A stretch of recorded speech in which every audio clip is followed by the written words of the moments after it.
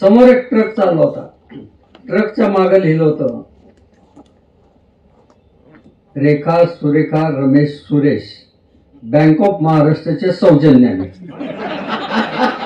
तेव्हा अनेक गोष्टी अशा मला बँकेच्या माध्यमातून, अनेक सामाजिक संस्थांच्या माध्यमातून लोकांसाठी करता आल्या. निळकण प्रकाशन पुणे व महाराष्ट्र टाइम्स यांनी आयोजित केलेल्या लेखक वाचक संवादमध्ये आज प्रसिद्ध प्रसन्न व्यक्तिमत्व श्री श्याम बुर्के यांनी आजपर्यंतच्या आयुष्यात आलेल्या अनेक प्रसंगाचा उजाळा या कार्यक्रमात सर्वांसमोर प्रस्तुत केला. त्याचा हा भाग आपल्यासाठी. आजचे आपले जे लेखक आहेत तर ते अगोदर श्याम बुर्के सरांची ओळख करून देतो. दुर्दम्य इच्छाशक्ती जर असेल तर माणूस काय करू शकतो, तर तो अनेक क्षेत्रांमध्ये यश प्राप्त करू शकतो. त्यांनी बँक ऑफ महाराष्ट्रामध्ये यशाची अनेक उत्तुंग शिखरं गाठली. साहित्य कला क्षेत्रामध्ये भरारी घेतली. वि स खांडेकर, आचार्य अत्रे, पु ल देशपांडे, रणजित देसाई, जगदीश खेगुडकर, राम गबाले, भीमसेन जोशी, शरद तळवळकर, सुरेश भट, वामनराव चोरगडे आणि प्राध्यापक शिवाजीराव भोसले अशा उत्तुंग लोकांच्या सहवासामध्ये राहण्याचं भाग्य त्यांना मिळालं. माझा आणि त्यांचा जेव्हा परिचय झाला तेव्हा माझ्या लक्षात आलं की यांचं मन का मोठं झालं तर वटवृक्षांच्या नुसत्या दर्शनानं सुद्धा अनेकांना पालवी फुटू शकते आणि प्रत्यक्ष त्यांच्या सहवासामध्ये राहण्याची संधी त्यांना मिळाली आणि त्याच्यातून ते अनेक शिकले. खुमासदार अत्रे, पुले आनंद यात्रा, नंदादीप वि स खांडेकर, साहित्यिक सावरकर, गोनीदायक झंझावात, व्यंकटेश माडगुळकरांची गोष्ट, मिराजदारी, शरद तळवळकर, गुदगुल्या असे हजारो कार्यक्रम त्यांनी आपल्या पत्नी समोर सादर केले. त्यांच्या पत्नी पण आज इथे हजर आहेत, तर आपण जोरदार टाळ्या वाजवून त्यांचे स्वागत करूया. आणि मराठीमध्ये खरं म्हणजे आत्मचरित्रांच्या 3-3 आवृत्त्या निघत नाहीत. तर बँकेमध्ये सगळं आयुष्य गेल्यामुळे बुर्केंच्या आत्मचरित्राचं नाव आहे आनंदाचं पासबुक आणि त्याच्या चक्क 3 आवृत्त्या निघालेल्या आहेत. कारण बहुसंख्य वेळा लोक स्वतःचं आत्मचरित्र सुद्धा छापून झाल्यानंतर प्रकाशित झाल्यावर वाचत नाहीत, कारण त्यांना माहित असतं की आपण याच्यामध्ये किती खोटं दिलेलं आहे. अशा पार्श्वभूमीवरती या आत्मचरित्राच्या 3 आवृत्त्या निघाल्या, हे विशेष आहे. आणि हे आत्मचरित्र मी वाचल्यानंतर माझ्या असं लक्षात आलं, याच्यात कुठेही निराशेचा सूर नाहीये, ते सगळ्यात महत्वाचं आहे. म्हणजे विश्राम बेडेकरांनी एक झाड दोन पक्षी जसं लिहिलंय, तो सारखा जो मनाचा संवाद आहे, तर ह्यांचा एकतर्फी आनंदाचा संवाद आहे. त्यामुळे कोणालाही हे पुस्तक वाचून अजिबात निराशा येत नाही. पासबुक बघितल्यावरती निराशा येऊ शकते, पण आनंदाचं पासबुक बघितल्यानंतर मात्र हुरूप येतो. हे त्यांच्या आत्मचरित्राचं वैशिष्ट्य आहे. तर पहिला प्रश्न जो आहे तो की बँकेतली नोकरी, शिक्षण, कॉमर्सचं, साहित्यातली मुसाफिरी, 40 पेक्षा जास्त पुस्तकांचं लेखन आणि आजही लेखन वाचनात तेवढेच रमलेले, शेकडो व्याख्यानं, 100 पेक्षा जास्त सन्मान. तर हे सगळं कॉमर्सचा माणूस, अर्थशास्त्रामध्ये रमणारा माणूस हे कसं काय जुळवू शकतो? नमस्कार. नॅशनल बुक ट्रस्ट म्हणजे किती भव्य आहे हे पुणेकरांना कल्पना आहे. आणि ती संस्था आणि नीलकंठ प्रकाशन यांनी आज आमंत्रित केल्यामुळं मी सर्वप्रथम कृतज्ञता व्यक्त करतो. आणि ही कृतज्ञता अशासाठी आहे की जे काम करतायत त्यांच्या पाठीवरची थाप आहे. त्यामुळं आम्ही अधिक काहीतरी लिहायला लागू याचं सुरुवातीलाच सांगतो. बँकेतली माणसं म्हटलं की वृक्ष असं सगळीकडे एक समीकरण झालेलं आहे. टोकन देणार तर असंच, समोरच्याकडे बघणारी नाही, असा गैरसमज आहे. काही माणसं मात्र हसत खेळत असतात. त्याच्यात येणारे जे प्रसंग आहेत ते लोकांना खुलवून सांगून आनंदात राहतात. बऱ्याच वेळा आम्ही सकाळी 10ला जायचो, ते रात्री 10 पर्यंत काम करायचं, कारण बँकेची त्यावेळेची ती पद्धतच होती. मग घरी काही ऑब्जेक्शन? हो, त्यांना ती सवय होते. काही हरकत नाही. मग एवढा वेळ कसं, तर मध्ये आधी हे जे काही प्रेरणादायी प्रसंग घडलेले आहेत ते सांगायचे. मी उदाहरण म्हणूनच सांगतो. सोलापूरला मी रिजनल मॅनेजर होतो, सोलापूर आणि उस्मानाबाद, आणि लायन्स क्लबचंही काम करायचो. तर खेड्यातली मंडळी आमच्याकडे अक्कलकोटवरून आली लायन्स क्लबची, आणि ते म्हणले आमच्या इथं कार्यक्रम आहे साहेब, तुमच्या ओळखी आहेत एवढ्या, तर आम्हाला एक प्रमुख पाहुणा पाहिजे. म्हणलं देतो नाही म्हणले. पाहुणा आम्ही ठरवलंय, त्यांना घेऊन यायचं. म्हणलं कोण? अशोक सराफ. म्हणलं अशोक सराफ एकदम कुठनं काढले? ते मुंबईला नाही, ते सोलापूरला त्या दिवशी नाटकासाठी येत आहेत. नाटक रात्री 9:30 म्हणजे आपल्या सोलापूरच्या पद्धतीने 10ला सुरू होतं. आम्ही 6ला त्यांचा कार्यक्रम ठेवलेला आहे, 5ला ठेवतो अक्कलकोटला. त्यांना घेऊन यायचं त्या दिवशी. आम्ही बँकेतली माणसं हुशार असतो. पहिल्यांदा हो म्हणतो. त्यांना म्हटलं हो कामाला लागा म्हटलं. कशाच्या जीवावर हो म्हणायचं? त्यांना न्यायचा प्रामाणिकपणे प्रयत्न करायचा. आले तर उत्तम, नाही तर स्वतःच जायचं. त्यांचं काही अडचण करून द्यायची नाही. आणि त्या दिवशी आम्ही त्या सूर्या हॉटेलवर सकाळी गेलो सराफ सरांना भेटायला. एवढ्या मोठ्या माणसाला आता तुम्ही संध्याकाळी अक्कलकोटला लायन्स क्लबला येताय का म्हणणं म्हणजे मूर्खपणा होता. पण इथं सूचना दिली, न्यायचं बरं का, न्यायचं बरं का, न्यायचं बरं का. आणि गेल्याबरोबर काय काम करायचं असतं? ज्याच्याकडे काम आहे त्याला पहिलं खुश करायचं असतं. त्यांना म्हटलं नमस्कार सराफ साहेब, नमस्कार नमस्कार. हो, संपूर्ण सोलापूर जिल्ह्यामध्ये गेल्या आठवड्यात 2च शब्द कानावर पडतात. ते म्हणले कुठले कुठले? काय? अशोक सराफ, अशोक सराफ.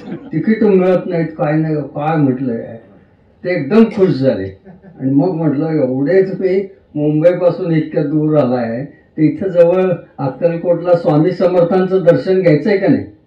स्वामी समर्थांचं नाव काढल्यावर ते नाही म्हणायला घाबरलेच. कारण भिऊ नकोस, मी तुझ्या पाठीशी म्हणणाऱ्याला एकदम नाही कसं म्हणायचं. ते म्हणले माझी इच्छा आहे, पण हे वेळेचं कसं? म्हटलं कसलं आलंय वेळेचं? तुम्ही पूर्ण विश्रांती घ्यायची. आम्ही 4ला इथं येणार, इथनं जायचं अक्कलकोटला, स्वामी समर्थांचं दर्शन घ्यायचं, वाटेत जरा लायन्स क्लबमध्ये चहा पाणी करायचं आणि यायचं. ते हो म्हणाले, हो म्हणाले. वा. आणि आम्ही काय 3:45लाच जाऊन तिथं थांबलो. एक जर आनंदाची व्यक्ती असेल तर आजूबाजूला किती आनंदाची वर्तुळ निर्माण होतात हे मी त्या दिवशी अनुभवलं. सगळा कर्मचारी वर्ग हॉटेलमधला आनंदानं सांगत होता, मी अशोक सराफांना पाणी नेऊन दिलं, मी अशोक सराफांना नाश्ता करायला बोलवायला आलो, मी हे केलं. आणि एक बाई कणकेमध्ये ते चपात्या करणारे हात तिचे होते कणकेत, ती म्हणाली आम्हाला एक फोटो काढून मिळेल का सराफ साहेबांचे? म्हटलं हात धुवून या. आणि सगळ्या कर्मचाऱ्यांना बोलवा म्हटलं. आणि त्यांना सगळ्यांना उभं करून फोटो काढला. आणि त्यांना घेऊन आम्ही निघालो.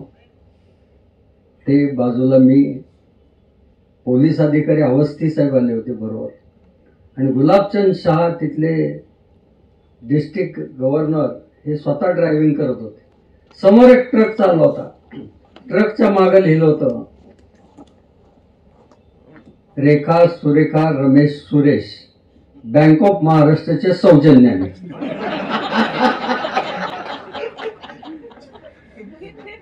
अशोक सराफ म्हणाले भुरके साहेब तुमचं बरंच कार्य आहे या भागात.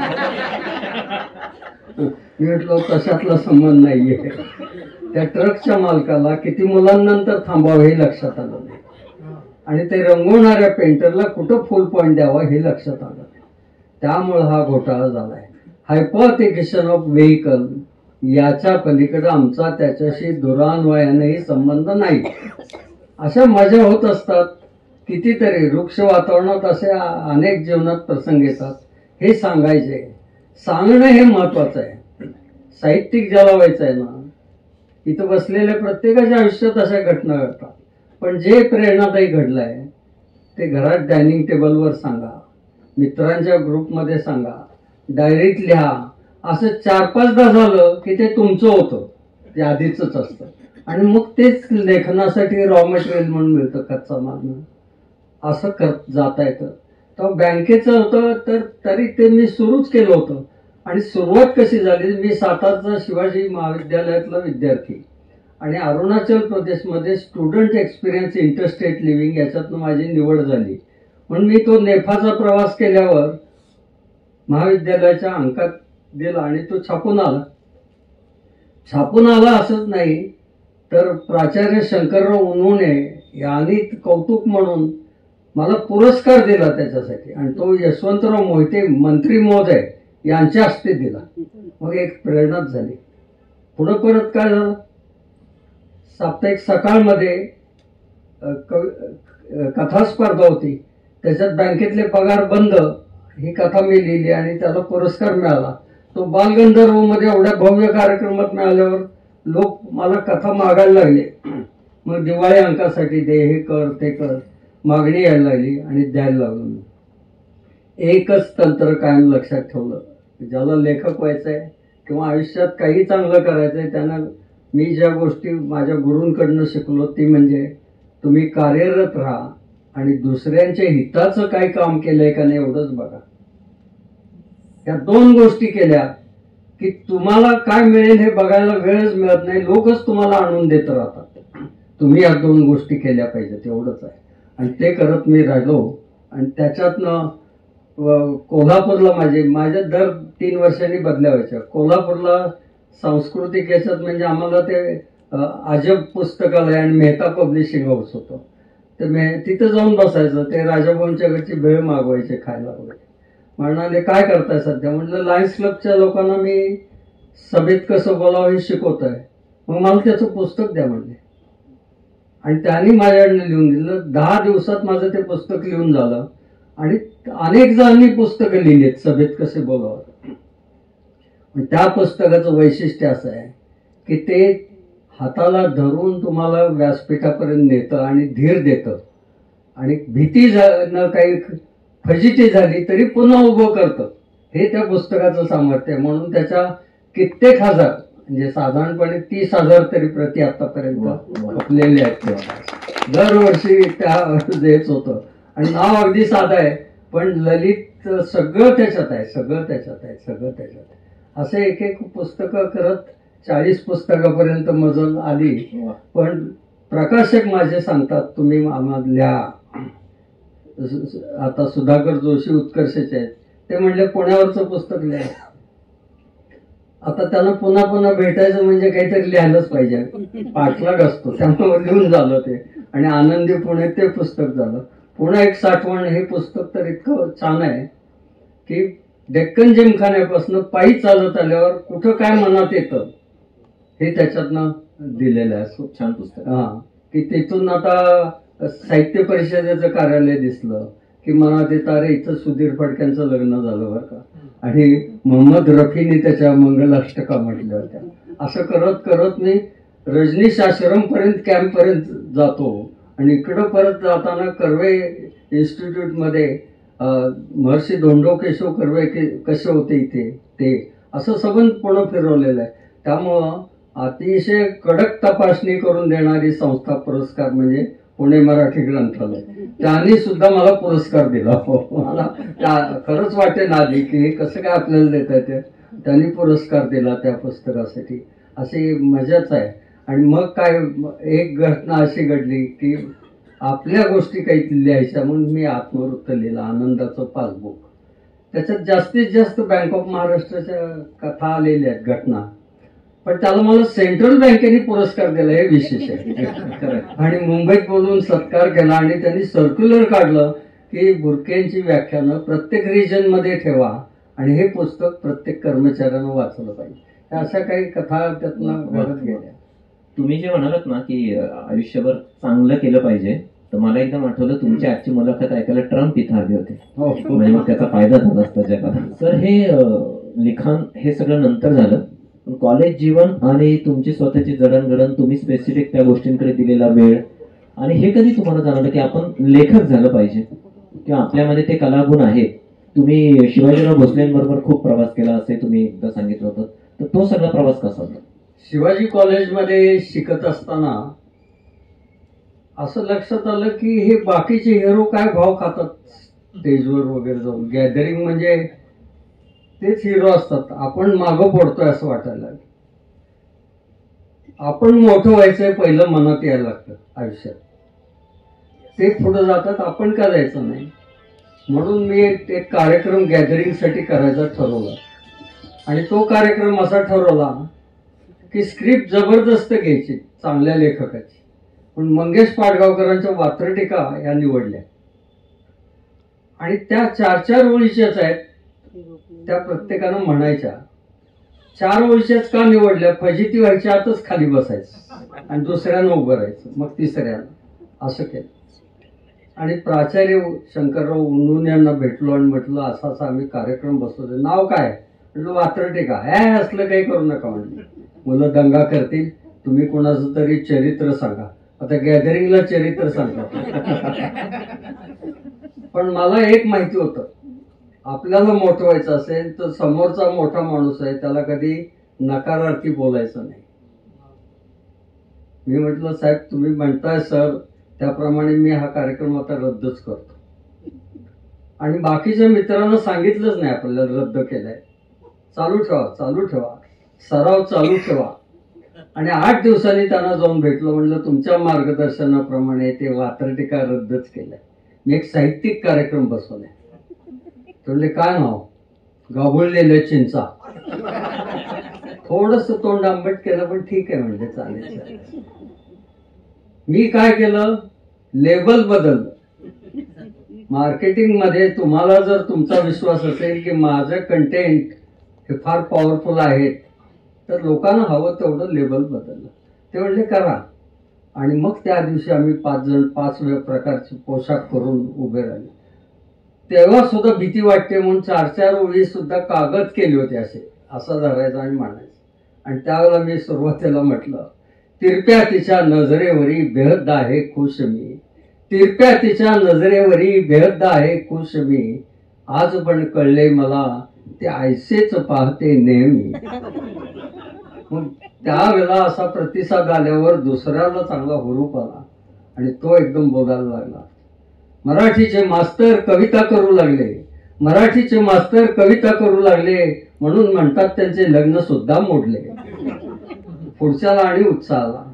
इंग्रजीच्या मास्तरांना खूपच शब्द येतात, इंग्रजीच्या मास्तरांना खूपच शब्द येतात कारण ते उशाखाली डिक्शनरी घेऊन झोपतात. कार्यक्रम एवढा रंगत गेला. अशा जवळजवळ 20 त्या चारोळ्या होत्या. आत आल्यावर आम्ही एकमेकांना कडकडून मिठी मारली. अरे आता आपल्याला जमतंय, माघार घ्यायची नाही. मग काय पुलंच्या एकांकिका बसवायच्या म्हणजे त्या हमखास चांगल्या व्हायच्या. सारं कसं शांत शांत, पूर्वज, विठ्ठल तो आला आला. मग नाटकं एक वाजे बोल आपले, मग स्टेज आणि ते सगळं. आता आपल्याला एक हुरूप आला त्याच्यात. आणि त्याच्यात हा लेखही माझा पुरस्कार मिळालाच होता. त्याच्यात एक घटना घडली की कन्याकुमारीला विवेकानंदांचं स्मारक व्हायचं होतं 1971. आणि त्याच्या निमित्तानं आम्ही शिवाजीराव भोसलेंना बोलवलं होतं. सातारच्या छत्रपती सुमित्राराजे राणीसाहेब भोसले अध्यक्ष होत्या जिल्ह्याच्या निधी गोळा करायला. शिवाजीराव भोसले कार्याध्यक्ष होते. आणि त्यांच्या कार्यक्रमाची व्यवस्था आणि मी प्रास्ताविक केलेलं वगैरे ते ऐकल्यावर मला म्हणाले तू मला सेक्रेटरी हो. आणि मी त्याचा कार्यवाह झालो. आणि मग काय सुसाटच सुटलो. त्यांचं कराडला व्याख्यान ठेवा, वाईला ठेवा, इकडे ठेवा, त्या ठिकाणी जायचं, प्रास्ताविक करायचं, आभार मानायचे. 1-1 रुपयाचे ते कुपन. त्या काळी साताऱ्यासारख्या ठिकाणी आम्ही 1-1 रुपयांनी 1 लाख रुपये गोळा केले. ते लाखपेक्षा मला ही लाख मोलाची भेट मिळाली की शिवाजीराव भोसल्यांचं हे ऐकतं. एकदा त्यांचं कराडलाच मला कानावर आलं होतं की दंगा करणार आहेत मुलं आज. मजा म्हणून, त्यांचं काही विवेकानंदांना विरोध नव्हता, शिवाजीराव नव्हता, गंमत म्हणून. मी त्यांना सांगितलं सरांना. ते म्हणले तुझं काम केलंय आता मी बघतो. आणि ते जे उभे राहिले बोलायला, साहित्य सोनियाच्या खाणीतला मी एक मजूर, तुम्हा तांत्रिक आणि यांत्रिक विद्यार्थ्यांच्या पुढे हा शब्दांचा मांत्रिक काय बोलणार. सातारकरांना माझ्याबद्दल असलेला लाळा आणि मला असलेला त्यांच्याबद्दलचा जिव्हाळा, यातून पिकला हा प्रेमाचा माळा. टाळ्यांचा जो कडकडाट झाला ती मुलं दंगा करायची विसरली. मी म्हटलं काय बात आहे, असा एक आहे त्याच्यात. आणि पुन्हा एक प्रसंग आला, तो म्हणजे आम्ही जे असे काम करणारे होतो, मी विद्यार्थी परिषदेचं काम करतो, त्याच्यात आम्हाला पुण्याला बोलवलं. कोणी बोलवावं? बाबासाहेब पुरंदरे आणि संगीतकार सुधीर फडके. ते म्हणले गोवावीर मोहन रानडे पोर्तुगालमध्ये अटकेत आहेत, त्यांच्या सुटकेसाठी आपल्याला भरपूर प्रचार करायचा आहे सगळीकडे. आम्ही काय सुसाटच सुटलो. आता पोर्तुगाल कुठं आणि भारताचे पोर्तुगालचे राजकीय संबंध सुद्धा नव्हते. पण आम्ही पहाटे उठायचं, सायकल घ्यायची. आज काय जकातवाडी, डबेवाडी, परळी, इकडे वेगवेगळी गावं, शेंद्रे इकडे जायचं, ग्रामपंचायतीत जायचं आणि त्यांना म्हणायचं आम्हाला असं असं सगळं हे करायचं. ते म्हणायचे फळ्यावर लिहायचं आणि आजूबाजूचे लोक गोळा करायचे. एक 20-25 लोक झाले की आम्ही भाषण करायचं. अरे काय तुम्ही झोपलाय काय? आपले मोहन रानडे तिकडे पोर्तुगालमध्ये अटकेत आहेत. आता त्या लोकांना आम्ही सांगून मोहन रानडे कसे काय सुटणार, पण आम्हाला काय सांगितलं ना, आपण अगदी जोरकात बोलायचं आणि घोषणा विषणा द्यायच्या. त्यानं वक्तृत्व सुधारलो आमचं. म्हणजे आणि काय कमाल कोणास ठाऊक, महिन्याभरात मोहन रानडे सुटले. आणि सुटल्यावर आम्ही त्यांना निरोप दिला मोठ्या लोकांच्या मार्फत की कृपा करा, आणि त्यांना इतका मी हे केलं इथे, तर त्यांचा आम्हाला साताऱ्यात सत्कार करायचा आहे. ते मुंबईहून गोव्याला जाणार होते. वाटेत ती वेळ येत होती 11:30 पावणे 12ची, कडक ऊन होतं त्या. आणि गांधी मैदान जिथं आमच्या नाना पाटलांच्या सभा व्हायच्या, तिथं सगळे लोक त्यावेळेला जमिनीवर बसायचं असायचं, खाली सुद्धा काही नाही, मातीत बसायचं. सगळे बसलेले होते. 10,000 लोक उपस्थित होते. आणि त्या व्यासपीठावरून आम्ही सगळ्यांना घोषणा देऊन भारत माता की जय, जय हिंद हे चाललेलं होतं. आणि खरंच मोहन रानडे आले. त्यावेळेला दासी देसाई आमचे उन्होने प्राचार्य यांची व्याख्यानं झाली, त्यांचा सत्कार झाला. पण हे प्रसंग मिळाल्यावर तुम्ही लिखाण काय, व्याख्यानं काय, सगळ्यातच तयार होतो. MBA ला न जाता मी MBA झालो. आणि त्यामुळे पुढं बँक ऑफ महाराष्ट्रमध्ये अमरावती विद्यापीठ तिथं होणार होतं. तर त्यांना म्हटलं आम्हाला अकाउंट द्या हा. तर ते म्हटले अकाउंट कसलं, अजून जागा घेणं चाललंय. म्हटलं अरे खातं द्या ना. तर त्यांना काय काय पाहिजे याचा मी विचार केला. त्यांना काय लागणार आहे, तर शिकवायला कोणतरी मिळालं पाहिजे. तर ते सारखं संपर्कात राहून त्या DBMच्या 45 लोकांचे थेसिस मी तपासून दिले, मी तयार करून घेतले. आणि 6 महिने त्यांना शिकवत होतो मॅनेजमेंट. का तर खातं मिळावं, आणि सगळे निधी गोळा केले. आपल्याला त्याच्यात आपली सुधारणा होती. त्यामुळे सकाळी लवकर उठायचं, कॉलेज ते करायचं आणि तिथनंच डायरेक्ट बँकेत जायचं आणि ते काम करायचं. अशा माझ्या होत्या. आणि बँकेमुळं काय काय मिळतं तुम्ही कसं बघता त्याच्यात आहे. मी नेहमी आता अजूनही जातो बँकेत ट्रेनिंग द्यायला, त्यांना सांगतो बँकिंग इज 2 in 1. आणि हे बँकिंग पुरतं नाही, तुमच्या सगळे जे जे व्यवसाय करताय त्यांच्यासाठी हा फॉर्म्युला आहे. Banking is 2 in 1. 1 it is employment, I get my salary. पगार मिळतो, 26 तारखेला टिंग वाजतं की काय आनंद होतो. काहींच्या घरात तर बायका सांगतात अहो पगार वाजला. इतकं पाठ झालेलं असतं 26 तारखेला. म्हणजे आता काही कार्यालयात 1 तारीख असेल. तर मी नेहमी विचारतो जगातले सुंदर 2 आवाज सांगा, तर पहिला पगार वाजण्याचा आणि दुसरा लता मंगेशकर. पण हा 1 आहे. 2 काय आहे? 2 it is paid social work. रोज आपल्याला आपल्या कार्यालयात जायला मिळतंय, प्राध्यापकांना महाविद्यालयात जायला मिळतंय. कुठे हे समाजकार्यासाठी जातोय असं मनात आणलं ना, तर काहीच त्रास होत नाही, काहीच त्रास होत नाही. मित्र म्हणतो संध्याकाळी सोबतचा, अरे घरी जायचे का नाही, 6 वाजले, हो का, असं आहे. हे नेहमी असतात ते घड्याळकडेच बघत असतात. आपल्या बँकेचं घड्याळ थोडं हळू आहे नाही, त्याचं काय कंटाळच येतं ना त्याला. इथे इतकी मजा. म्हणून मला वि.स. खांडेकर भेटले बँकेमध्ये. ज्ञानपीठ पुरस्कार मिळाल्यावर घरीच गेलो त्यांच्या. म्हटलं पत्र दिलं, मराठीतलं पहिलं ज्ञानपीठ मिळालं याच्याबद्दल बँक ऑफ महाराष्ट्र तर्फे अभिनंदन. आणि बाहेर आल्यावर त्यांच्या कन्येला म्हणलं हे 1 लाख रुपये त्यावेळेचे 75 सालचे हे आपल्याकडे आले पाहिजे ना महाराष्ट्र बँक. ती हसायला लागली. आणि माझं लक्ष आलं केव्हा पुरस्कार मिळतो, तो दिल्लीत जाहीर झाला. जाहीर झाल्यावर काय पुन्हा घरी गेलो. म्हणलं काय तुमचं भाषण झालं, आम्ही रेडिओवर वगैरे ऐकलं, ते असं असं आहे, आम्हाला तेवढा तो चेक द्या ना. तर ते म्हणले ते खातं ज्ञानपीठचं स्टेट बँकेत होतं आणि स्टेट बँकेचा अधिकारी त्या कार्यक्रमाला हजर होता. त्यानं तो चेक आम्हाला दिल्यासारखं केलं आणि ताब्यातच घेतलं. मी म्हणलं दिल्लीत ठेवून काय करायचं, आपल्या कोल्हापूरला आलं पाहिजे ना. मी म्हटलं पुन्हा येतो, या म्हटले. 4 दिवसांनी गेल्यावर ते म्हटलं आलाय त्याचं स्टेट बँकेत कोल्हापूरला. आणि मग त्यांना मी म्हटलं या 1 लाखातलं किमान 1 रुपया मला तुम्ही ठेव म्हणून द्या. मी आयुष्यभर जगाला सांगेन की मराठीमध्ये पहिलं ज्ञानपीठ पुरस्कार मिळाला त्याची ठेव मी मिळवली, रक्कम सांगणारच नाही. ते म्हणले या 4 दिवसांनी, आणि खरोखर त्यांनी मला 50,000 रुपयाचा चेक काढून दिला. ही बात आहे. मी जर नुसता 1 मधला असतो तर मला काय करायचंय, डिपॉझिट येऊ न येऊ, पण माझा 2 जागा होता. आपल्याकडे आलं पाहिजे. आणि किती लाभ होतो. पुढे मी पुणे जिल्ह्याचा प्रमुख झालो, त्याला व्याख्यानं द्यायला वेगवेगळ्या ठिकाणी मला बाहेरचे बोलवायचे. तर आळे पाट्याला मी जात असताना अशोक जैन महाराष्ट्र टाइम्सचे संपादक बरोबर होते, दोघांची व्याख्यानं होती. त्यांना जाताना हा किस्सा सांगितला मी कशी ठेव मिळवली ते म्हणाले महाराष्ट्र बँकेत मार्केटिंग करतात हो. म्हणजे काय आमच्याबद्दलचं मत आहे. म्हणलं करतात, त्याच्याशिवाय का असं. आणि मग तिथं त्यांना ते म्हणले मला हे लिहून द्या, आणि सगळा लेख मी अर्धपान त्यांच्यात तो महाराष्ट्र टाइम्समध्ये आला फोटोसह. त्यावेळची त्या भागाची जाहिरातीच्या दरात किंमत 75,000 रुपये होती. ठेव मिळवली 50,000ची आणि मोफत जाहिरात 75,000ची. असं आहे. हे करत जायचं. पुढे एक सहज सांगतो की रणजित देसाईंच्याकडे गेलो कोवाडला, आणि त्यांना घेऊन यायचं होतं मला व्याख्यानासाठी कोल्हापुरात घेऊन आल्यावर ते म्हणाले मला प्रथम तुम्ही भाऊंच्या घरी जायचंय, तिथं घेऊन चला. खांडेकरांच्या घरी गेलो. ते म्हणजे तुम्ही गाडीतच बसा, आत येऊ नका. मी म्हटलं असं नको, मी बाजूला बसतो, मध्ये काही बोलणार नाही.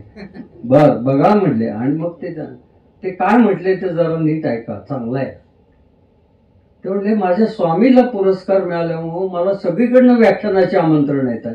मुंबईचं एक आमंत्रण आलंय आणि त्यांनी विषय दिलाय साहित्य आणि अध्यात्म. म्हटले माझा अध्यात्माशी काही संबंध नाही, मी त्यांना नाही कळवणार आहे. पण म्हटलं आज आपण भाऊंना विचारू आणि मग नाही कळवू. तर ते खांडेकरांनी त्यांनी सांगितलं मी नाही कळवणार. त्यावेळेला 20 खांडेकर भाऊ काय म्हटले नीट ऐका. ते म्हणाले असं करू नकोस, वक्त्याला आमंत्रण येतं ते त्याला त्याचं ज्ञान आहे म्हणून येतं असं नव्हे. तो ते ज्ञान प्राप्त करू शकेल अशी त्याच्यात शक्ती आहे म्हणून ते येतं. तर तू मधल्या काळात त्याचा अभ्यास कर आणि व्याख्यान दे. दुसरी गोष्ट लक्षात ठेव, स्त्रियांना जशी ठराविक काळातच मुलं होतात तशी वक्त्याला ठराविक वयापर्यंतच आमंत्रण येतात. तर असं कित्येक गोष्टी हो. म्हणजे बँकेत मला ते काम केल्याचं कधी श्रम जाणवलेच नाहीत. इतक्या गोष्टी. आणि त्याच्यात माझं पोस्टिंग एक सगळ्यात महत्वाचं झालं म्हणजे महाराष्ट्र बँकेची पूर्ण भारतातली सगळ्यात मोठी शाखा बाजीराव रोड पुणे, तिथं मी चीफ मॅनेजर होतो. त्यावेळेला त्या ब्रांचचा स्टाफ 325 होता. बघा असं तिथे. आणि कोण कोण लोक यायचे सगळ्या जिल्ह्यातले जे आपले महाराज लोक आहेत ते तिथं खाती असायचे. त्यावेळेचं त्यांचं प्रेस्टिज असायचं. एक खातं महाराष्ट्र बँकेत पुण्याला बाजीराव रोडला पाहिजे. आज काय मिरजेच्या राणीसाहेब आल्या, आज काय भोरचे पंत सचिव आले, असं सगळे मला सांगत यायचे. आणि एकदा तर भीमसेन जोशी यांचे मित्र, त्यांचा निरोप आला, गॅरेजवाले दीक्षित सवाई गंधर्व मधले त्यांचे सकाळी. ते म्हणले आता भीमसेन जोशींना 20,000 रुपये पाहिजेत, देणार का? मला तेवढे पॉवर्स नव्हत्या. मी त्यांना म्हटलं तुम्ही जामीन राहणार का? हो म्हटले. म्हणले या अर्ज द्या पाठवून. ते म्हणले पाठवून भेटून प्रकार नाही, आम्ही आत्ता येणार आणि तुम्ही कॅश द्यायची. बरं या म्हटलं. आणि कॅशियरला सांगितलं कोऱ्या नोटा 20,000च्या घेऊन ये, पाकिटात घाल आणि तुळशीबागेतनं मागणे गुलाबाचं फुल. खरंच ते 15-20 मिनिटातच आले. आल्यावर आम्ही मानधन देतात तसं त्यांच्या हातात ते दिलं. त्यांनी खिशात ठेवलं, चहा घेतला, प्रॉमिसरी नोटवर सही केली आणि गेले. आणि मला हेड ऑफिसवरनं आमच्या फोन आला, गांधी साहेब म्हणून. ते म्हणले भुरके आज तुमचं अभिनंदन करायला मी फोन करतोय. मला आता भीमसेन जोशींचा फोन आला होता आणि ते म्हणले आज जगामधलं कधी घडलं नाही असं बँकिंग मध्ये घटना घडलेली आहे, पुढे होणार नाही अशी घडली आहे की अर्जदार जो आहे तो अजून एकही शब्द कर्जाबद्दल बोललेला नाही, रक्कम बोललेली नाही. त्याच्या मनात जी रक्कम होती ती त्याच्या खिशात आलेली आहे. वर चहा मिळालाय, गुलाबाचं फूल मिळालंय. असं बँकिंग यापूर्वी झालं नाही, याच्या पुढे होणार नाही. मग मी नंतर त्यांना फोन करून विचारलं की आता मला हे अर्ज करायला कशासाठी पैसे काय सांगा, दिले कराय. ते म्हणले त्यांना गाड्यांचा नाद आहे, कार वगैरे. आणि आता दिवाळी जवळ आली आहे तर सगळ्या जेवढे कामगार असतात याच्यात गॅरेजमध्ये त्यांना पैसे द्यायचे असतात. आणि घरामध्ये त्यांचे पैसे होते, पण सौच्या लक्षात आलं हे वाटायसाठी मागतात म्हणून तिने दिले नाहीत म्हटल्यावर मला फोन केला, आणले मला आत्ता मिळवून दे. आणि ते त्यांनी सगळ्यांना त्या दिवशी कोऱ्या नोटा सगळ्या कामगार वर्गाला वाटल्या. असं महान व्यक्तिमत्व हे होतं बघा त्याचं सगळं होईल. अशा कित्येक घटना या म्हणजे त्यामुळे माझं ते आनंदाचं पासबुक आहे ते कुठं थांबायचं कळेच ना, चाललोच आहे त्याच्यात भरपूर घटना ह्या घडलेल्याच होत्या. महाभारतामध्ये भीष्मांनी म्हटलेलं आहे. तर बँकेमध्ये काम करत असताना अनेक अनुभव आले. तुम्ही त्या पासबुकमध्ये एका अभिनेत्रीबद्दल लिहिलेला आहे, तर तो काय नक्की किस्सा सगळा घडला? बँक ऑफ महाराष्ट्रमध्ये अमरावतीला मी ब्रांच मॅनेजर होतो आणि जिल्ह्याचाही प्रमुख होतो. त्या काळी सिनेमाला आम्ही कर्ज सहसा द्यायचो नाही, एक पॉलिसी म्हणून. आणि एक जण आला आणि त्यांनी खातं उघडलं होतं करंट अकाउंट, त्याचं व्यवसाय करायचं चित्रपट निर्मिती. तो मला म्हटलं माझे सिनेमा काढायचा. मी म्हटलं तू खातं चालव पण सिनेमाला काही कर्ज देता येत नाही. माझी कथा तर ऐकायला काय हरकत आहे म्हटलं कथा ऐकेन ना. आणि तो सांगायला लागल्यावर म्हटलं अरे इथं बँकेत नको, कारण निवांत ऐकली पाहिजे. तू सांगशील तिथं मी येतो किंवा घरी ये, पण इथं आत्ता नको. आणि तो घरी आला आणि त्यांनी रंगून सांगत होता. मी उगीच मध्ये थांबवावं म्हणू नये म्हणून मधनं तो डोळे मिटूनच सांगायचा. त्यामुळे माझे काही कुणाही त्याला कळणार नाही. तसं सगळं सांगितलं त्यांनी. अगदी तो मग ते नायक नायिका जवळ येतात त्यावेळेला म्हटलं 2 पानांमध्ये दाखवणार असं वगैरे. मी त्याला म्हटलं चांगलं आहे तुमचं, शुभेच्छा, खातं चालू ठेवा, पण कर्ज नाही मिळू शकत. तुम्हाला एक भूमिका देतो ना, मला कळलंय तुम्ही नाटकातनं कामं करता. म्हटलं तो भाग वेगळा आहे, पण आधी हे लक्षात घे की कर्ज काही देता येत नाही. आणि त्याचं खातं चालू होतं आणि मध्ये एकदम तो धावत आला बँकेत आणि तो म्हटला माझं चित्रपटाचं शूटिंग चालू आहे चिखलदऱ्याला आणि नायिका पावसामध्ये भिजते असा तो शॉट आहे. आणि काय झालं कोणास तो 3 वेळा रिटेक झाले आणि तो जो पाण्याचा बंब नेला होता मी पावसासाठी म्युन्सिपाल्टीतनं, तो मोकळा झालाय. नायिका ओली तिथं बसली आहे. पुढच्या बंबापुरते तरी पैसे द्या म्हटलं ओव्हरड्राफ्ट. म्हटलं आता म्हणजे फारच अवघड स्थिती आहे. तर मी त्याला म्हटलं तुझ्याकडे काही सिक्युरिटी असेल त्या आणतो, LIC पॉलिसी अमुक. आणि त्यांची पॉलिसी घेतली आणि त्याच्यावर पुढचं नंतर करतो मी त्याचं असाइनमेंट वगैरे, पण आत्ता तुला गरज आहे. तर तिथे त्याला ते बंबाचे पैसे दिले आणि ते हे केलं.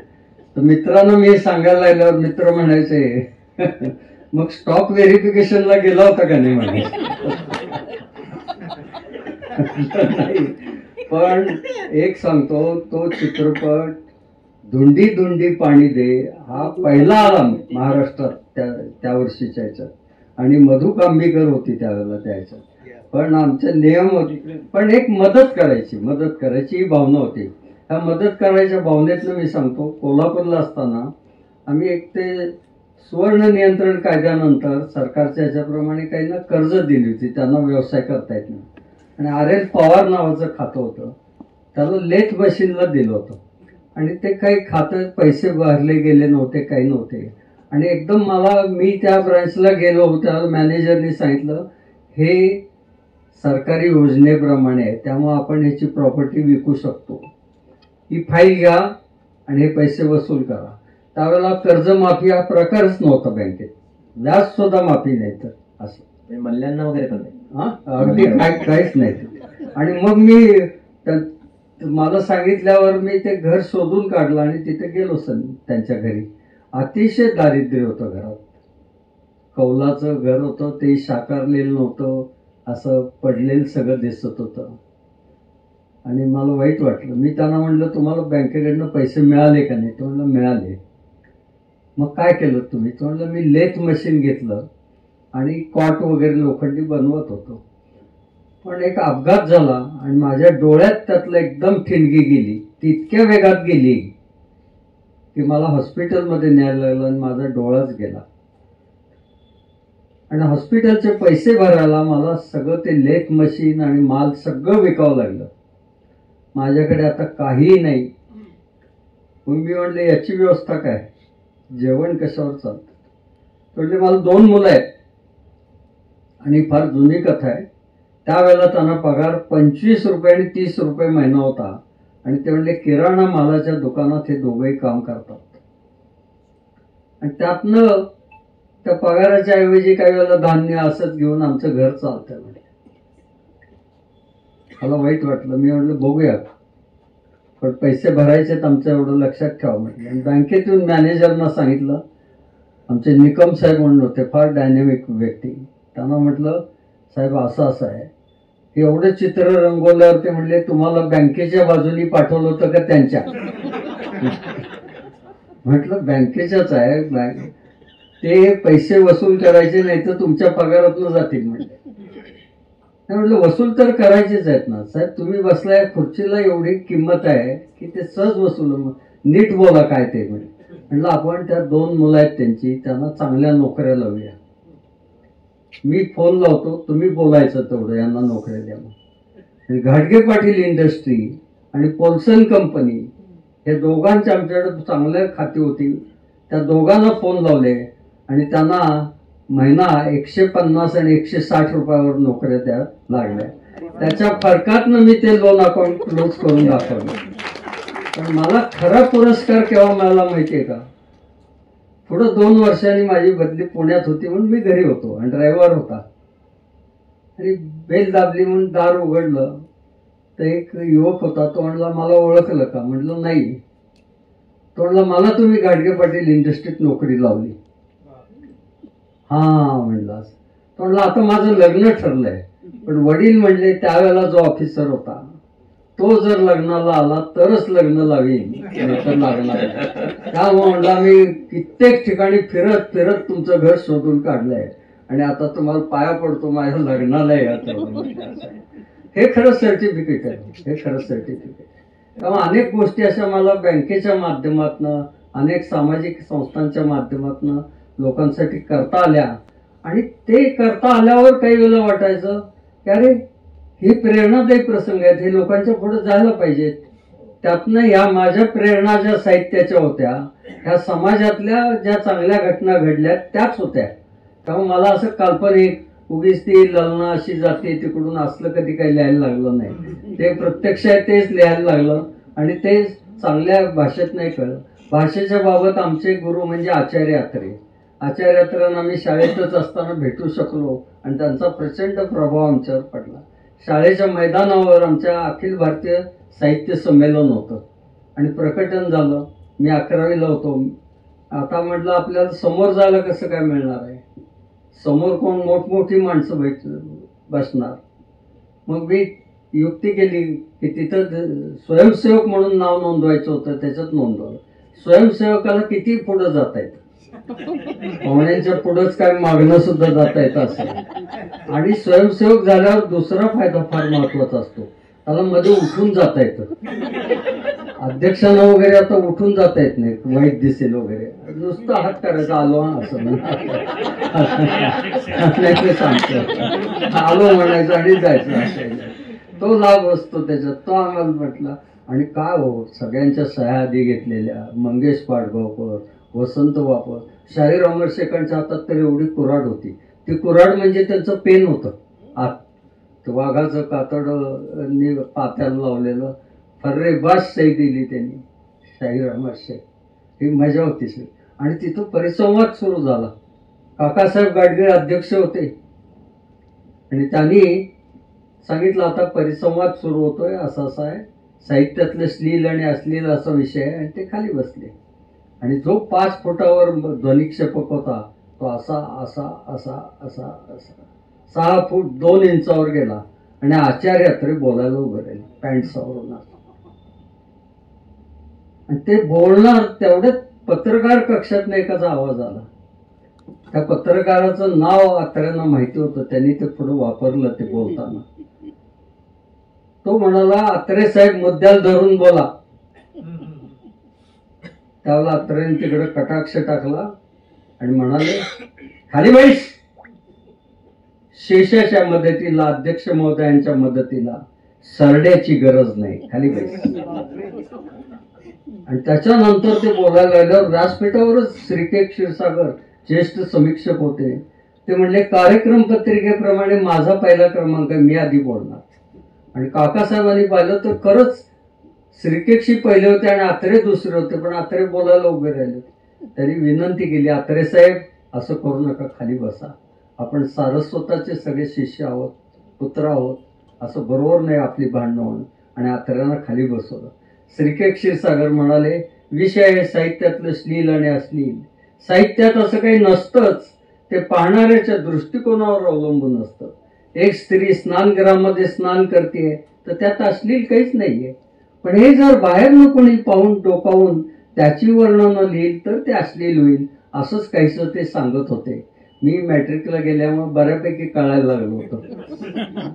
आणि त्यांचं भाषण झाल्यावर अत्रे बोलायला उभे राहिले. डोक्यात राग होता, त्या दोघांनी अडवले, दाखवतोच आहे. पॅन्ट सावरली नेहमीप्रमाणे आणि सुरुवात केली. लोको, विषय साहित्यातलं श्लील आणि अश्लील आपण ते नंतर बघूया. आधी या तमाम सभेनं असा ठराव पास करूया, या वयामध्ये श्रीकेश क्षीरसागरांनी असं दुसऱ्याच्या स्नानगृहामध्ये डोकावून पास बसून ते श्रीकेशशी कपाळावर हात मारायला लागले. मी कधी म्हटलं असं, पण ध्वनिक्षेपक होता अत्रे साहेबांच्या पुढं. अरे, एखादा साहित्यिक आपल्या कर्तृत्वानं पुढे चालला तर या खुरट्या साहित्यिकांना ते बघवत नाही. अत्रेनं अश्लील लिहितो, अत्रेनं बिभत्स लिहितो, अत्रेनं अतिशयोक्तीने लिहितो. माझा ब्रह्मचारी चित्रपट चालला हे यांना बघवलं नाही. आणि मीनाक्षी तोकडे कपडे घालून पाण्यात उतरली. अरे, किती वेळा तो सिनेमा बघायला जात होता हे सांगू का घरच्यांना? माझा श्यामच्याही नाही दिसला तुम्हाला? हे पुण्यातल्या विद्वानांनो, तुम्ही पुण्यातल्या देवांची नावं काय ठेवलीत ती बघा. काय काय नावं ठेवली. अरे, देवांना सुद्धा नावं ठेवायला तुम्ही पुढं मागं पाहत नाही, तर अत्रे नावाच्या माणसाला नावं ठेवाल नाही तर काय. अशी सभा गाजली होती. आम्ही सगळे उतरल्यावर अत्रे साहेबांच्या कडेनच चाललो. माझ्या मित्राला म्हटलं, हे बघ मी आचार्य अत्रेंना हात लावतोय. तो म्हणला, का रे? अरे, पुढं कधी संधी आली तर सांगता येईल मी अत्र्यांना हात लावला. आणि प्राचार्य शिवाजीराव भोसले माझ्या लग्नाच्या समारंभाला आले, त्यावेळेला मला त्यांनी मी कसा झालो हे अत्र्यांचं पुस्तक भेट दिलं. आणि ते जे आमच्यात भिनलं ते भिनलंच. अत्रे ज्यावेळेला गडकऱ्यांच्याकडे प्रथम गेले आपली वही घेऊन, की माझी कविता बघा म्हणून, त्याच्यावर फुलबाग लिहिलेलं होतं. आणि गडकऱ्यांनी हातात घेतली, राम गणेश गडकरी, आणि त्यांनी ती पाहिलं, बांधणी वहीची ढिली झाली होती. आणि ते म्हणले, अत्रे तुमच्या ह्या फुलबागेला जरा चांगलं कुंपण घाला ना. तोच पहिला त्यांना धडा. आणि काय सांगितलं गडकऱ्यांनी, हे सगळ्या साहित्यप्रेमींनी लक्षात ठेवा, हे असलं साहित्यिक लिहिणं बंद करा. जसं दिसतं तसं लिहायला लागा, तरच तुम्ही खरे साहित्यिक व्हाल. आणि अत्र्यांनी ते ऐकलं. पण अत्र्यांच्या साहित्यात कधी असं वाक्य दिसणार नाही की त्याला खूप आनंद झाला, त्यानं आनंदानं उडी मारली. कधी असं दिसणार नाही की त्याला खूप दुःख झालं, दुःखानं रडून रडून त्याचा सातारा ओला झाला. असं सगळं त्याच्यात. पुढे आचार्य अत्र्यांच्याकडे नवयुगमध्ये काम करायला शांताबाई शेळके गेल्या. त्यांनी लिखाण केल्यावर अत्र्यांनी तोच गडकऱ्यांचाच आवेश आणला आणि म्हणले, हे असलं साहित्यिक लिहिणं बंद करा. आणि शांता शेळकेंनाही त्यांनी सांगितलं, जसं दिसतं तसं लिहायला लागा तर चांगल्या साहित्यिक. हे साहित्यातले गुण जे आहेत, कसं लिहिलं पाहिजे हे कळायला लागले. भाषा सोपी पाहिजे. उगीच काहीतरी साहित्यिक करत नाही. तर चौथीत आम्हाला कसं लिखाण असायचं, कुठली सहल झाली की सहलीच्या आनंदाच्या ऐवजी नंतर निबंध लिहायला लावणार याचीच भीती वाटायची. पण ते निबंध, तर माझ्या मित्रानं काय निबंध, आमची सातारची सहल कुठे जाणार, यवतेश्वर 3 मैलावर जाऊन यायची. त्यानं निबंधात लिहिलं होतं, मंद मंद वारा वेगाने वाहत होता. त्यानं जवळ बोलवलं सगळ्या वर्गात आणि कान धरून त्याचे पिरगळले, तुला मंद वारा वेगाने कसं वाहतो दाखवतो. असलं काही लिहित बसायचं नसतं, काय दिसलं ते लिहायचं असतं. हे धडे मिळाल्यामुळे कुठल्याही क्षेत्रात गेलं तर त्यातलं साहित्य लिहिता यायला लागलं. मंत्र श्रीमंतीचा म्हणजे माझा बँकेत म्हटलं एवढे मोठे लोक मी बघतोय शेकड्यानं की ज्यांच्याजवळ काही नव्हतं आणि मोठे झाले, त्यांचे गुण मी एकत्र काढले आणि मंत्र श्रीमंतीचं पुस्तक लिहिलं. त्या मंत्र श्रीमंतीच्या पुस्तकाला अमेरिकन काँग्रेस ऑफ लायब्ररीजने शिफारस पत्र दिलं. आणि एकदा घरी माझ्या एक जण आला आणि तो म्हणाला माझा धंदा काही चालत नव्हता म्हणून मी ते पुस्तक आणलं. मला आधी वाटलं काय, म्हटलं की ते मंत्र म्हणायचे म्हणजे होईल. मंत्र, त्या मंत्र श्रीमंतीचं नाव आहे पण ते वाचून त्यातलं कामं करायची आहेत असं आहे ते. आणि त्यांनी तो म्हणला माझा धंदा आता चांगला चाललेला आहे. आणि की चेन त्यांनी आणल्या होत्या कसल्या, ज्याला बाजूला नोटा असतात प्लॅस्टिकच्या बघा अशा. आणि म्हटलं ही तुमच्याही ड्रॉवरमध्ये ठेवा. हे पुस्तक वाचून परत ही ठेवायची किचन कुठे आपल्या गल्ल्याच्या ह्याच्यात, की आपला गल्ला वाढतो म्हणलं. अच्छा, लोकांना कशा कशामुळे प्रेरणा मिळत होती. त्या पुस्तकाला मला कुठून नांदेड काय नागपूर काय मुलांचं आलं की आम्ही यातला मार्गदर्शन यातलं घेतलं आणि पुढे गेलो. असे अनेक यातनं बँकेतले असो इतर यातले असो चांगला प्रसंग दिसला की लिहायचा. इथं बसलेल्या प्रत्येकामध्ये आता आमच्या डॉक्टर राधा संगमनेरकर आहेत, यांनी पुस्तक लिहिलं का तर डायरी लिहिली. काहीतरी नोट्स पाहिजेत. सगळ्यांच्या आयुष्यात रोज काहीतरी घडतं. झोपण्यापूर्वी डायरी लिहा. डायरी म्हणजे मी उठलो झोपलो असलं काही नाही, काहीतरी विशेष घडलं तेवढंच लिहायचं आहे. आणि ते मधनं बघितल्यावर अरे आपल्या याच्यात केवढं घडतंय, याच्यावर आपण या विषयातलं काही लिहू शकतो. असं केलं तर आपण खरंच साहित्यिक होऊ शकतो. माझ्याकडे असे अनेक विषय आता वाट पाहत आहेत की त्या ह्याच्यात ते करायचं आहे. वक्त्याला कर्तृत्वामुळे आमंत्रण येतात बरेच जणांना, हे डॉक्टर आहेत म्हणून येतं, हे उद्योगपती आहेत, हे अमुक आहेत. पण त्याला भीती कशाची वाटते, मी बोलू कसं समारंभाचे. मला बोलवलंय खरं आणि बोलवल्यावर ते म्हणतात बोलल्यावर आमचं लगेचच संपतंय 2 मिनिटात, खुलवायचं कसं, उदाहरणं पाहिजेत. म्हणून मी त्यांना ती उदाहरणं मिळावी म्हणून आता बेदाण्याची वही हे पुस्तक लिहितोय. बेदाण्याची वहीचा अर्थ काय सांगतो की पूर्वी घरी आम्हाला दिवाळीमध्ये आई पदार्थ करून द्यायची, त्याचा एक क्रम ठरलेला असायचा. आधी चिवडा शेव कडबोळ्या म्हणजे खा मेल्यानं किती कॅटेगरीतले आधी पदार्थ व्हायचे, त्याच्यानंतर मग ते लाडू वगैरेचे आणि शेवटी बेसनाचा लाडू यायचा. आणि बेसनाच्या लाडवात असा वर्ण बेदाणा लावलेला असायचा. आत परवडायचं नाही ना काजू, विंडो ड्रेसिंग वर्ण. आणि मग आई म्हणायची की वाटी घे, हा लाडू देवापुढे ठेव, नमस्कार कर आणि खा. मग आम्ही नमस्कार करायचा असा आणि लाडू असा घेतल्यावर कौतुकानं पहिला तो बेदाणा बाहेर काढायचा. आपल्या व्याख्यानात विचाराचं बेसन पाहिजे आणि उदाहरणा एवढे बेदाणे पाहिजे. हे बेदाणे मिळण्याचं पुस्तक मी आता लिहितोय. तर लोकांना खूप मागणी आहे त्याच्या विषयाची. तुमच्या आयुष्यात ते आलेलं असतं, ते त्यांच्यापर्यंत पोचवायचं आहे. हेच तर खरंच समाजकार्य आहे. साहित्याचं मूळ कारणच हे आहे, समाज सुख. याच्यासाठी साहित्य आहे. कोण गाण्यातनं देईल, कोण तमाशातनं देईल, कोण विनोदातनं देईल. माझं विनोदाचं खजिना हे पुस्तक जोरात चाललेलं आहे. तिथे म्हणल्या घरातलं डायनिंग टेबल हसरो विद्यापीठ करायचं असेल तर आम्हाला एकदम सुचत नाहीत, तर आम्ही 4 विनोद त्यातले बघतो आणि सांगतो. मजा होते. हे आणखीन एक समाजकार्यच झालं की असं काय काय करता येतं म्हणून साहित्याकडे वळायचं. साहित्य फार महत्वाचं आहे. कराग्रे वसते लक्ष्मी, लक्ष्मी टोकाला आहे ते आत्ता आहे ना. कर मध्ये सरस्वती, ही सरस्वती आहे ना, ही चोरीला जात नाही, लॉकर मध्ये ठेवायला लागत नाही, असं बसलं की मोकळेपणानं बोलता येतं. ही सरस्वती आहे. आणि यातनं नवीन नवीन करायचं म्हणजे करमोले तू गोविंद, हा श्रीकृष्ण आहे, हा क्रिएटिव्हिटीचा आहे. अरे मला आज काहीतरी केलं पाहिजे म्हणून रोज झोपण्यापूर्वी उद्या काय करायचंय याची यादी करायची. म्हणजे झोप चांगली लागते, अस्वस्थता येत नाही. आणि उद्या मात्र ती यादी बघायची विसरायचं नाही आणि त्याच्या कामाला लागायचं. असं करत राहिलं तर तुमची साहित्य निर्मिती होते, सगळं काही होतंय, मजाच मजा आहे असं. खरं म्हणजे सरांचा आणि माझा पहिला परिचय झाला तर आम्ही कमला नेहरूमध्ये हेरिटेज वॉक घेतला होता आणि त्यावेळेला त्यांची ती उत्स्फूर्तता, ते सगळे विनोद आणि ते इतकं सगळा हेरिटेज वॉक रंगला होता की तेव्हाच मला असं वाटतं की कधीतरी आपल्या आयुष्यामध्ये हा क्षण यावा. ते मंत्र श्रीमंतीचं तुम्ही आज का आणलं नाही? आमच्या आयुष्यात श्रीमंती येऊन जाईल. इथे संगमनेरकर मॅडमचा त्यांनी उल्लेख केला. त्यांनी अप्रतिम पुस्तक लिहिलेलं आहे. फक्त मी पुस्तकाचं नाव एवढ्यासाठीच सांगणार नाही की कधीतरी मला त्यांना इथं बोलवायचंय.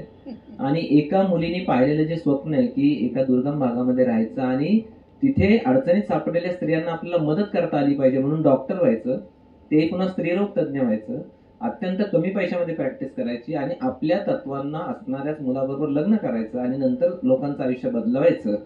तर अशाही व्यक्ती आज इथे आलेल्या आहेत. संगमनेरकर मॅडम आलेल्या आहेत. तर एक दिवस मला इथे तुम्हाला बघायचं आहे. नाही ते त्यांना झेप यशाकडे आणि कागलचे आहेत ते. माणिकराव माझी परीक्षा बघत होते. मला खरोखर पुस्तकाचं नाव माहिती का नाही. तुम्ही व्याख्यान द्यायला जाताना, सूत्रसंचालन करायला जाताना किंवा ऐन वेळी एखाद्या वेळेला एखादे अध्यक्ष आले नाहीत तर तुम्हाला ऐन वेळी बोलवलं, तर ह्या सगळ्याची तयारी कशी करता? ही तयारी मी सांगितलं की आलेल्या अनुभवातनं आधी झालेली असते. खूप मोठी माणसं मला भेटली. कर्मवीर भाऊराव पाटील रोज चालत जाताना दिसायचे. आम्ही शाळेत जातो असं सातारला. मी सांगितलं आत्ताही भेटले आणि यातल्या गोष्टी सतत सांगत असल्यामुळे आणि मगाशी सांगितलं त्याप्रमाणे माझ्या बेदाण्याच्या वहीमध्ये 2-1 हजार उदाहरणं तर असतात. असं बसलं की ती म्हणतात अरे आत्ता मला हे वापर हे वापर. मी म्हणतो थांब आता वेळ नाही नंतर वापर. त्यामुळे हा खजिना भरपूर जवळ असल्यामुळे ऐन वेळेला बघता म्हणजे सोलापूरला असं झालं की रात्री 11:30ला माझ्याकडे लोक आले आणि ते म्हणले रोटरीची 6 जिल्ह्याची कॉन्फरन्स आहे आणि सकाळी आज नागपूरवरनं जज साहेब यायचे होते, ते आजारी आहेत म्हणून येत नाही म्हणून आत्ता आलाय निरोप रात्री, तर सकाळी 8:30ला तुम्ही यायचं पाहुणे म्हणून.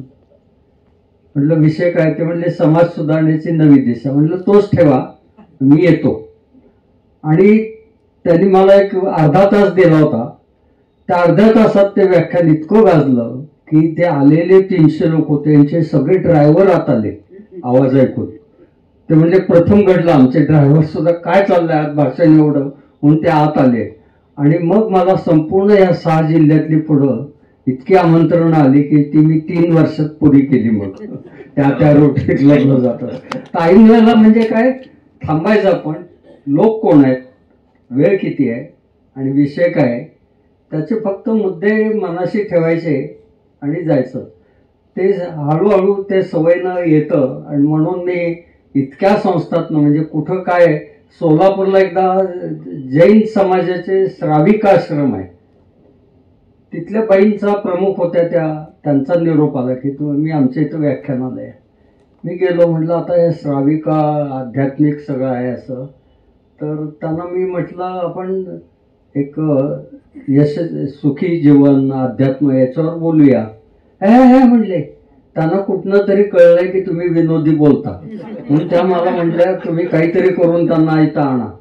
आणि मग मी मला काय कळेल ना आता या सगळ्या बसलेल्या श्राविका आहेत, तोंडाला पांढरं सगळे लावलेलं, त्या कोरोनाच्या आधीचा काळ आहे म्हणजे त्याला पांढरंही लावलेलं. आणि मी बोलल्यावर तर हसायचं, पण कोण हसते तेच मला दिसायचं नाही. म्हणजे असं काय जे येईल प्रसंग त्याच्यातनं हे करत जायचं, असे मजा. आणि ऐनवेळच्या व्याख्यानं द्यायची सवय इतकी झाली की काही प्रश्नच नाही. त्याचं कारण बँकेतलं ट्रेनिंग हेही आहे. इतक्या प्रकारचे लोक यायचे त्याच्यात. आणि ऐनवेळेला काय घडू शकतं सांगतो. हैदराबादला IT कंपनीचं फार मोठं रिझर्व्ह बँकेचं कॉलेज आहे. तिथं एक्झिक्युटिव्ह बँकेचे आम्ही सगळे ट्रेनिंगला गेलेलो होतो. त्यावेळेला कम्प्युटर्स वगैरे हे सुरू झालेले होते. आणि त्याच्यात आमच्यातले एक जण नाशिकचे होते साहेब, ते म्हणले अरे तू पुलंच्यावर कार्यक्रम करतो आता इथं कर ना. मी म्हटलं तुम्ही करा व्यवस्था, करतो मी. त्यांनी परवानगी काढली. आणि त्याचे जे प्रमुख होते ते साऊथ इंडियन होते. आणि त्यांनी पुला पुलं लेक्चर असं त्या सबंध साईटवर टाकलं आणि साईटवर टाकल्यामुळे सगळे भारतातले सगळे एक्झिक्युटिव्ह त्याला आले. आता पुलंचं व्याख्यान मराठीशिवाय इतर भाषेत करणं म्हणजे तो विनोद कळणारच नाही. मी म्हटलं आता करायचं काय, हे त्याच्यात काय काय टाकलंय काय. मग शांत 1 मिनिट विचार केला, आता आपल्याला यातनं सुटका नाही, आपण विचारच करायचा नाही. मराठी, हिंदी, इंग्लिश जे मध्ये येईल ते बोलत सुटायचं, मनात ठेवायचं फक्त पुलं आणि बोलत सुटायचं. आणि मग त्यातनं ते बरोबर चांगलं रंगत गेलं. त्याचा परिणाम काय व्हावा त्याचा फीडबॅक दुसऱ्या दिवशी मिळाला. एक जण म्हणला, साऊथ इंडियन होता तो म्हणला, हो तुमचं व्याख्यान चांगलं झालं पण आमच्या घरी भांडणं झाली. म्हणलं काय झालं? तो म्हणला, मी ऐकत बसलो आवडलं म्हणून आणि घरी कळवलं नव्हतं, उशिरा पोचलो. तेव्हा बायकोन दार उघडल्यावर चिडलेली होती. तिनं आधी विचारलं कुठं गेला होता? तर म्हणले पुलाव. तर तिला वाटलं यांचं जेवण झालंय म्हणून ते आणखीनच चिडले, आता जेवण झालंय म्हणून म्हणलं मला उपवाशी झोपायला व्हायचं. ते पुलंचा त्यांनी पुलाव उच्चार केला होता तिथं. पण काही ऐन वेळेला जे येईल त्याच्यातनं हे करायला लागतं आणि असे बरेच वेळेला प्रसंग येतात. पण ते यायचे असतील तर पुन्हा मी सांगतो, तुमचं लाल औषध काय पाहिजे की समाजाबद्दलचे तुमच्या मनात प्रेम पाहिजे, तरच ते भाषण तिथे खुलतं. मी नेहमी बँकाच्या ट्रेनिंगमध्ये वगैरे मला वरचेवर का बोलवतात त्यांना मी शेवटी बँकिंग सगळं सांगितल्यावर सांगतो, खरं यश आहे ते आपल्या इथं आहे फक्त. अपेक्षा समाजाकडनं करू नका. आत्ताचं टार्गेट जर काय असेल तर ते आपलं घर जे 4 जणांचं आहे हे कसं आनंदी ठेवू याच्यावर आहे. तो फार मोठा आहे. जगामध्ये आज आपली संपत्ती देशाची काय असेल तर कुटुंब व्यवस्था थोडीफार टिकून आहे, ती भारतात आहे, त्याच्या जीवावर आहे. हा एकमेकांना असलेला इन्शुरन्स आहे. उत्कृष्ट कपडे घालून मी शरीराचा हा 90% भाग दाखवू शकतो, त्याचे मला 100 पैकी 10 गुण मिळतात. But this 10% part of the body हा सगळ्यांना दिसणारा 10% जो भाग आहे हा समाधानाचा, आनंदाचा, हास्याचा, विनोदाचा असेल तर 100 पैकी 90 गुण मिळालेच म्हणून समजा असायचं. त्याच्यासाठी या म्हणायची सवय पाहिजे. कोणी आलं की या कशा आहात असं. नाही तर आता बँकात सगळ्या म्हणजे हे लोकमंगल सोडून लोकमान्य सोडून सगळे असे बसलेले तो बॉडी लँग्वेज. समोरचा आलेला डॉक्टर आहे, वकील आहे, नगरसेवक आहे, कलाकार आहे, साहित्यिक आहे, काय देणं घेणं नाही. तो समोरचा खूप अपेक्षेनं म्हणतो मला 25,000ची फिक्स डिपॉझिट करायची. त्याला वाटतं काय आनंद होईल, 3 नंबर. तो वर बघतच नाही 25,000. अरे या म्हणा, यासाठी सगळे जण हापापलेले आहेत. या हा विचार मला सारखा साहित्यातनं, मी कथेतनं कुठने असेल तर तिथे येतो आणि ते सांगत असतो. यानंतरचा शब्द आहे तो वा. या जगात असा एकही माणूस नाही की ज्याला काहीच न देता परमेश्वरानं पाठवलंय. त्यातलं काय चांगलं आहे हे शोधा आणि त्याच्याबद्दल वा म्हणा. वा वा. घरात सौ ज्यावेळेला हे करते स्वयंपाकाचं, नारळी पौर्णिमा बघते, तिच्या मनात असतं की या काहीतरी करून सगळ्यांना खुश करायचं म्हणून ती कॅलेंडरमध्ये बघते या दिवशी नारळी पौर्णिमा आहे. घरात 2 प्रकारचा तांदूळ असतो, एक वासाचा भारीतला आणि एक खामेला किती कॅटेगरी. त्या दिवशी तो वासाचा बाहेर काढते, असा प्रेमानं धुते, पाकात परतून घेते. कुठल्या तरी क्लासला गेल्यामुळे 3 रंगात करते. आणि ते लक्षात येतं आपण काश्मीरला गेलो होतो, केशर ते फ्रीजमधनं काढून असं अगदी वर काजूची पाकळी. आता पूर्ण परवडतच नाही, वर काजू वेगळा आणि चांगल्या प्लेटमध्ये पतिराजांच्या पुढे ठेवते. तिला वाटतं आकाशे होणारं कौतुक आहे माझं, हे माझ्याच्यानं सहन नाही होणार म्हणून ती वळून गॅसकडनं बघत असते आणि हे पुढ्या तिकडं वर्तमानपत्र घेऊन खायला लागतं. तिला काय वाटेल की जनावर आणि यांच्यात काय फरक आहे, पुढ्यात घातलं की गिळताय. तो काजू गेला, तो बदाम गेला, काय काय काय तर काय शब्द यायला पाहिजे, वा. अजून जोरात, अजून जोरात. हा बस, या हीच अपेक्षा आहे, हे आपलं सामर्थ्य आहे. बॅलन्स शीटच्या बाहेर या अनेक सामर्थ्याच्या गोष्टी असतात, त्या महत्वाच्या त्या. पुन्हा वा, या, वा आणि सॉरी. आपलं काही चुकलं असेल तर सॉरी म्हणणं आपलं कर्तव्य आहे, आणि चुकलं नसेल तरी सॉरी म्हणायचं, आणि मनात म्हणायचं कसं फसवलं तर मनात सॉरी. आणि शेवटचा कृतज्ञतेचा शब्द आहे. हे 3 शब्द जो म्हणतो ना, या, वा, सॉरी, त्याचं स्वतःवर नियंत्रण राहतं. राग म्हणजे दुसऱ्याच्या चुकीसाठी स्वतःला केलेली शिक्षा होय. Punishment to self for something wrong by others. पण रागवून चालणार नाही, रागवायचं नाही, हे परवडतच नाही. आता आपल्याला आनंदानंच राहायचं याच्यात. साहित्य त्याच्यासाठीच आहे हो. साहित्य सगळं आणतं ती मन निर्मळ करण्यासाठी आहे, त्यातनं आहेत, ते करतो आपण. आणि मग शेवटी जो भाग येतो तो कृतज्ञतेचा येतो. आपण सगळी वारकरी पंथाची मंडळी आहे. पंढरीला कसे जातो? ज्ञानोबा तुकाराम, ज्ञानोबा तुकाराम, ज्ञानोबा तुकाराम, ज्ञानोबा तुकाराम. 2 पावलं पुढे जातो आणि 1 पाऊल मागे येतो. ज्याला सध्याच्या जगात 1 पाऊल मागं घ्यायचं कळलं तोच तेवढा पुढे जाऊ शकतो, एवढं लक्षात ठेवा. किती बारीक तुमचं शिक्षण असो, काही असो, पण काही झालं तरी आपलं घर टिकवायचं हे केलं पाहिजे. ते करण्यासाठी जे आम्ही साहित्य वेगवेगळ्या कथेत नाही, नाटकात नाही, सगळ्यातनं देत असतो, ते वाचून तेवढं आपल्या पुढचं कॉन्ट्रीब्युशन आहे. आणि मन निर्मळ करणं हीच देशासाठी शक्ती आहे असं जाणून आम्ही लिहितो. वा वा, क्या बात आहे. आता कळलं तुमच्या सुखी संसाराचं रहस्य काय आहे. मी यांच्या घरी गेलो होतो तेव्हा हेही मला म्हणाले या. मी बसलो, मला म्हणाले राऊत सर काय भाषण केलं, वा. त्यांच्याकडून चहाला मी म्हणालो धन्यवाद. हे मला म्हणाले सॉरी तुम्हालाच कमी वेळ देता आला. या, वा आणि सॉरीचं त्यांचं प्रात्यक्षिक त्यांनी माझ्यावरती लगेचच केलेलं होतं. मला असं वाटतं की आता क्रॉस चेकचं काय आहे? क्रॉस चेकचं काय होतं? काय काय क्रॉस चेक त्याचं काय भानगड आहे? नाही नाही नाही, तुम्ही तो किस्सा ऐकला नाही. ते क्रॉस चेकिंग वेगळंच होतं, ते तुम्हाला व्याख्यान झाल्यावर सांगतील. तर मला असं वाटतं की घड्याळ वेगाने पुढे पळत आहे. 6:30 वाजता आपण सुरू केलं आणि आता जवळजवळ 2 तास लोक मंत्रमुग्धून बसलेत.